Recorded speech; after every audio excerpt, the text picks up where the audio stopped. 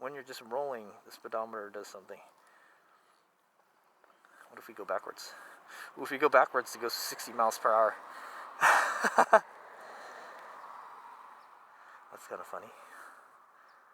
Yeah, so I hopefully there's a way to tune that speedometer so it's correct. So here's the first. There's a couple things I notice. So this up and down paddle here, it lets you go, and you can operate. It's good enough to operate with motorcycle gloves on. I'm wearing some pretty thick gloves. I'm tired from doing all that. 2, 1, and 0. 0, nothing. I don't know even why that's in there. 1 is like your kind of your low power mode on the other controller, and then 2. I feel like 2 and 3 are really similar. Let's try 2. Yeah, let's try 2. And there's an eco.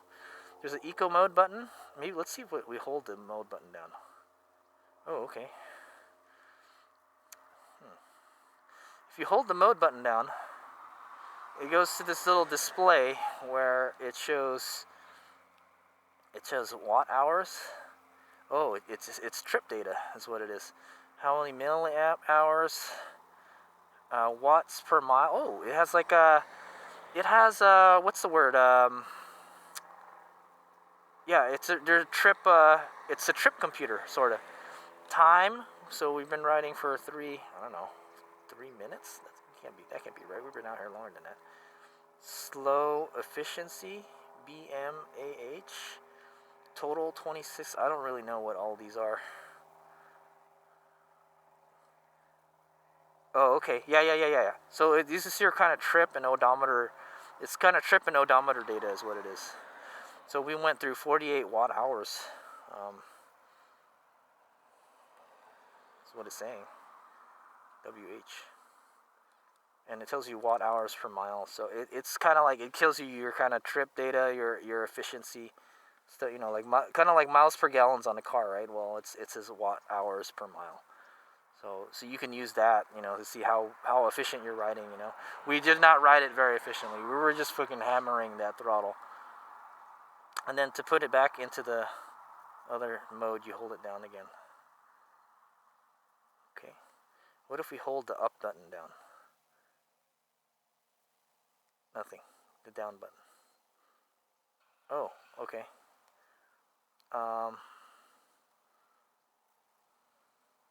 Uh-oh.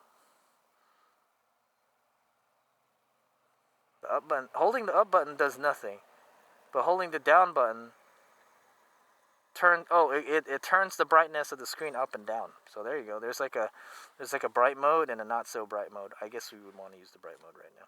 So if at night you think it's too bright or something, you just hold the down button here, and it gets dimmer. But right now it's kind of bright right now, so you want it to be the brightest. And then you press the mode button and it goes to sport. The sport and the eco don't really do anything. I notice it doesn't do anything. And then there's the different modes. Like I said, 2 and 3 felt like they're the same. So let's go ride it in 2. Yeah, it feels the same, dude. It's fast, man. Ooh. Yeah. Ooh. I felt the back step out a little bit there. Like the bike wanted to lean more by itself.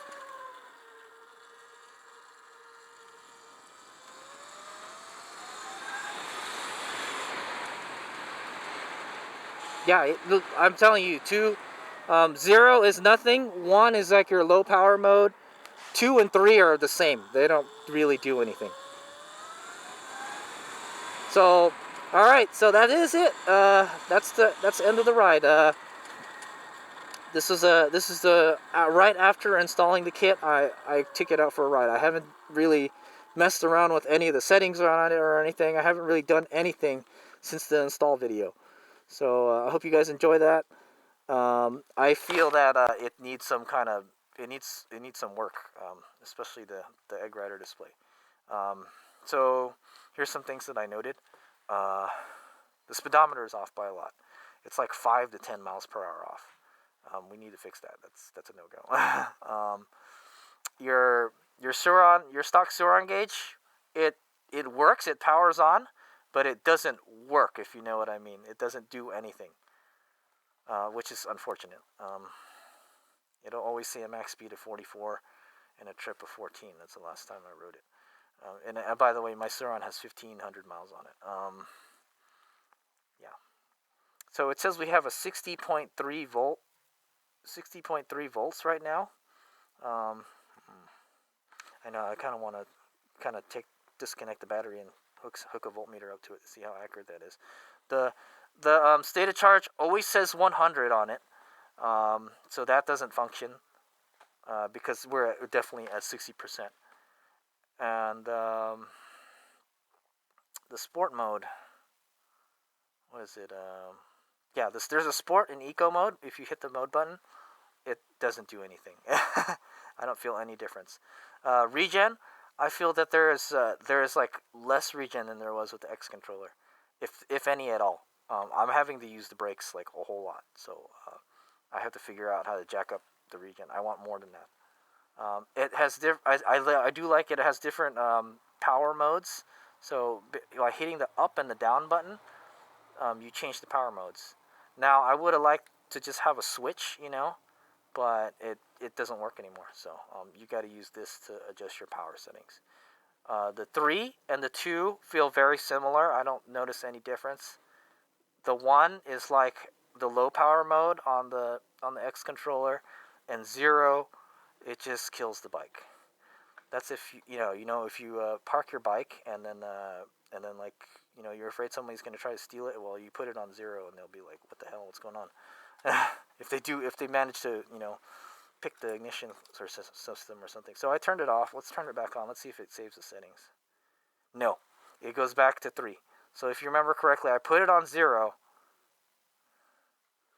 and I turned it off. Turn it back on, and it goes back to 3. Let's put it on eco. Let's put it on eco 0. Shouldn't do anything. And it goes back to sport and 3. So I heard that you have to turn this off. So if I put this on 0 and I put it on eco and then I hit the power button on top, there's a power button. You hold it down and it turns off. Turn the bike off and you turn it on. That's how you save the settings on it.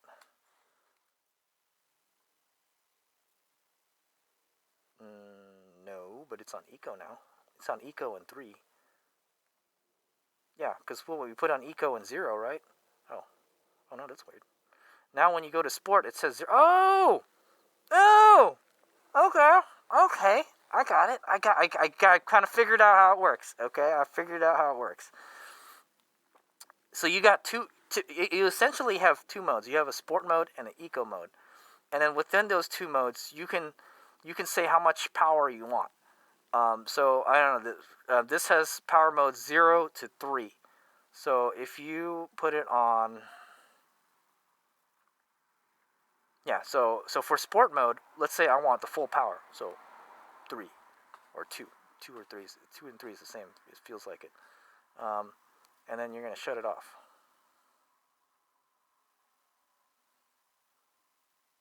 And that saves that. Okay. I'm gonna turn the bike off. Turn it back on. It'll fire back up. Oh man, this switch is so the sport mode goes back to 3. We go to eco, and it's 3. So for eco, let's say we want it to be, let's say this is the anti-theft mode. We'll turn eco mode into anti-theft mode. Put it on 0. It's not going to do anything. And then we're going to turn it off.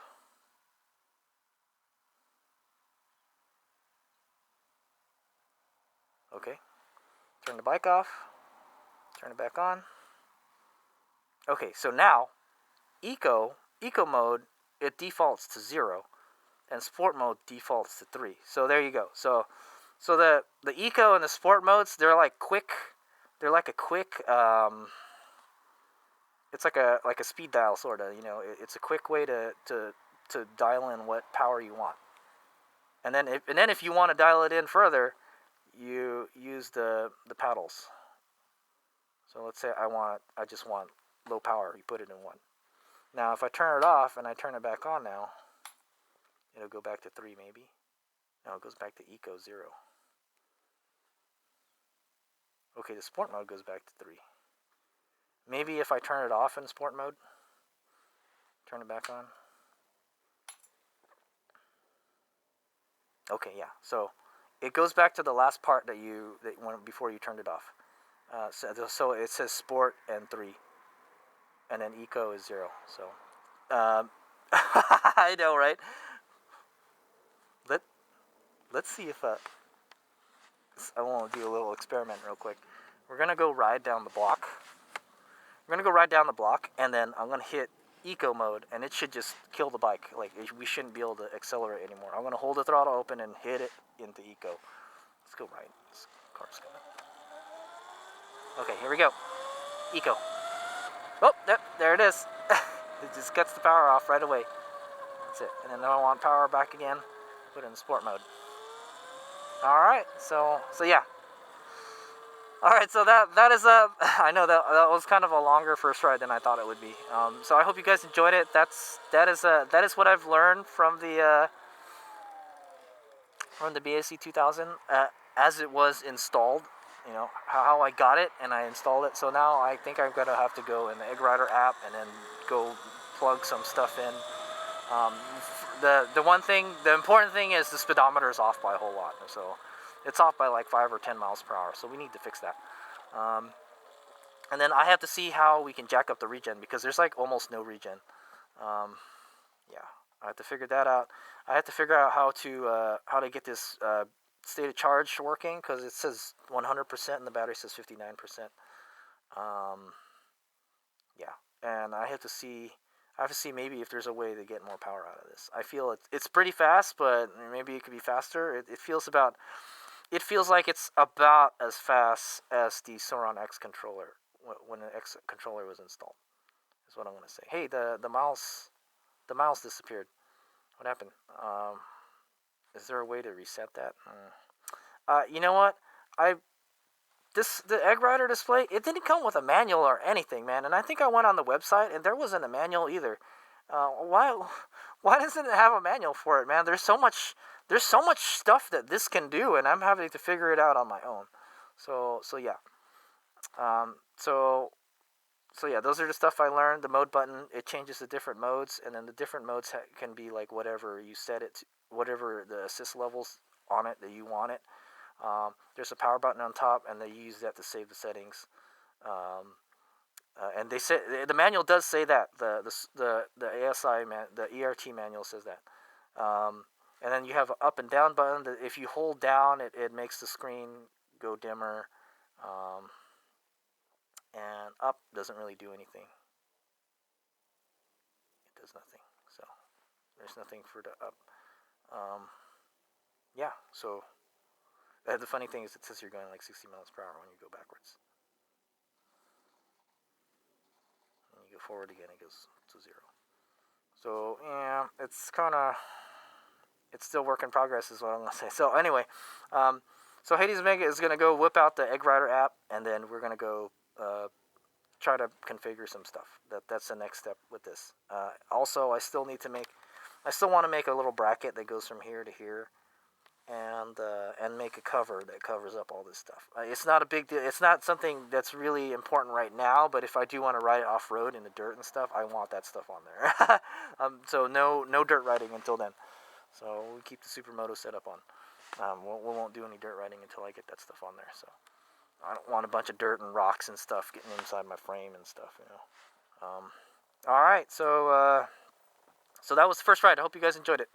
The next video we'll go mess around with this EggRider and see if we can get this thing set up the way we want it. As it stands, I'd say we're halfway there. It's got half the stuff I want. So, all right, here's the video. And yeah, we need to get that regen working, man, because like we're going like 45 miles per hour or something, and I'm like, whoa, we need to slow down. We need to slow down like really fast. It's not slowing down when I let go of the throttle. So yeah, we need to fix that. All right. Plus, I'm gonna burn out my brakes, you know. All right. Okay, Hazemaker here. There's another thing I want to note before we. So before, I was gonna plug the charger in, and I was like, man, it's kind of warm now. So I felt the controller. It's warm. It's pretty warm. The heatsink is warm. So let's go see how hot it is. It's about 63 degrees. Okay, that's not too warm. And the battery's like 72 degrees. The casing on the battery, 74 degrees. Yeah, the battery is pretty hot, man. We're flogging it, man. It's a cold day today. Man, I know. I was like, whoa, everything heats up pretty fast. I'm not gonna lie. Yeah, so I'm surprised. Let's check the motor out. See what I know, and it's been sitting around for a little while too. I noticed it was still warm, so it's a 68. It's about as warm as everything else. It's about 80 here, but probably the heatsink is where you want. 70 degrees, about the same as the battery. I was surprised how warm it was when I put my hand on it. The Suron control, the X controller, this guy rarely gets warm when you run it hard. So I'm thinking we're pushing that little controller pretty hard. All right. So that's one thing I noticed.